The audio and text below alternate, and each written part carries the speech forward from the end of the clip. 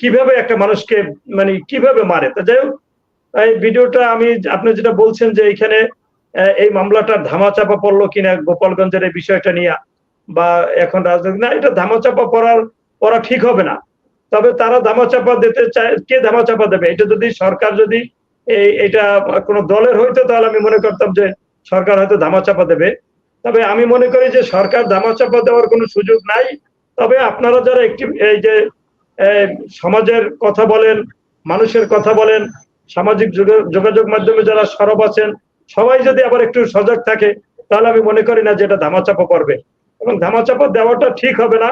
মানুষ কিন্তু মনে রাখে সব, এরকম ভুলে যায় না মানুষ যে খুব সেটা যদি হইতো তাহলে তো শেখ হাসিনা, আপনার মনে আছে কিনা আপনি একটু খেয়াল করেন যে শেখ হাসিনাকে কিন্তু এরকম বড় বড় ঘটনা ঘটলে পরে আরেকটা পাশাপাশি একটা ঘটনা ঘটাই ফেলাইতো যাতে এই ঘটনাটা চাপা পড়ে।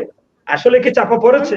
আমাদেরকে বুঝতে হবে, যারা সরকারে তাদেরকে বুঝতে হবে। আমি মনে করি যে এটা একটা সুষ্ঠু বিচার এবং আমরা ওই যে মায়ের ছেলের কান্না, তার ছেলেটাকে যে দেখলাম সোহাগের ছেলে, বাড়ি তো বরগুনা, আমাদের সোহাগের বাড়ি তো বরগুনা, সোহাগের ছেলের যে বক্তব্য, আমি যেন ওর মধ্যে আগুন দেখতেছি। আপনি বিশ্বাস করেন, আমি ওর বক্তব্য যখন দেয় তখন আমি ওর চোখে আগুন, মুখে আগুন, অন্তরেও আগুন দেখতেছি। আমি মনে করি, আপনি লিখে রাখেন,